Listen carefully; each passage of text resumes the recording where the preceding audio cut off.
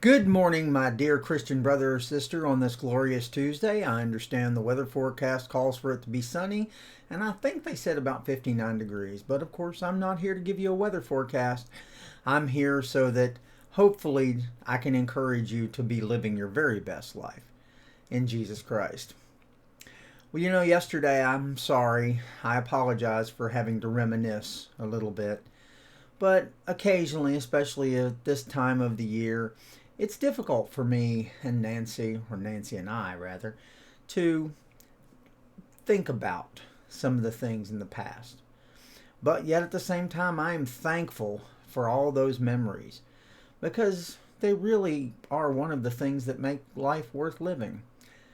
Before I leave the reminiscence, I have to think of my son and the fact that of all the things that people valued most of Kevin was his sense of humor. He never hesitated to have a quip or a cute remark, and he did not spare himself from being the butt of the joke on occasion. I'd like to think he got his sense of humor from me. I miss him a lot, especially when something particularly happens and I want so desperately to hear what he would think about it. But his easy laughter was such a blessing to Nancy and I his entire life. And so this morning, in our special Advent calendar, I want to think about how God has blessed me with the gift of laughter. I mean, think about it. Is there anything more human than laughter?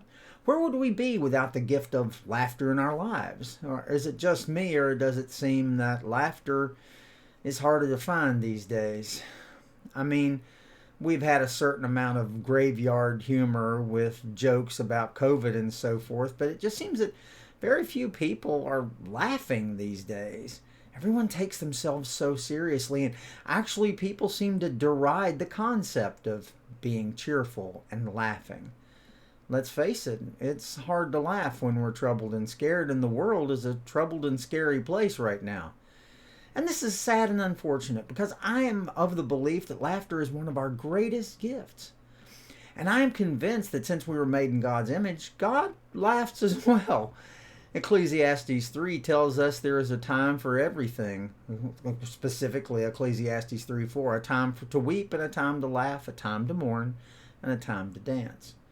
As I've mentioned before, studies have shown that babies and children laugh hundreds of times a day, but we adults, on the other hand, often barely make it into the double digits.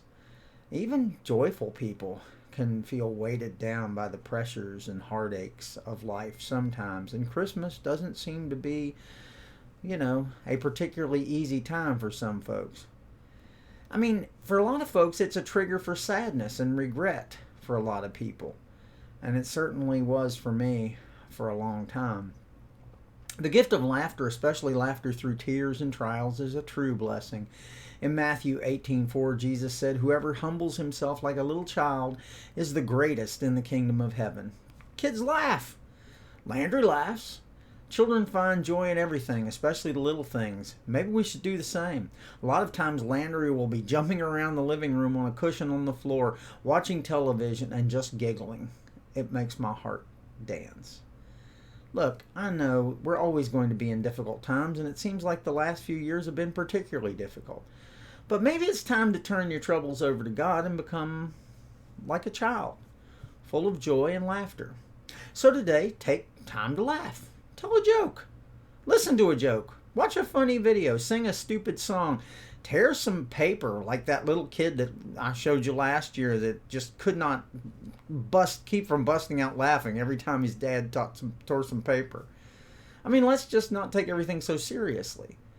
Laughter is contagious after all. And share that laughter with others. Find a moment when you can share a moment of laughter and joy with others. See, God wants us to be filled with joy at His coming this Christmas. But He wants us to be filled with joy and laughter every day of the year. It is truly one of the greatest blessings He sends. I hope you make today a fantastic day. I want you to know that I'm here should you need me. I hope to see some of you at the prayer meeting on Zoom at 6:30. And I truly, truly love you all. Bye-bye. And Merry Christmas.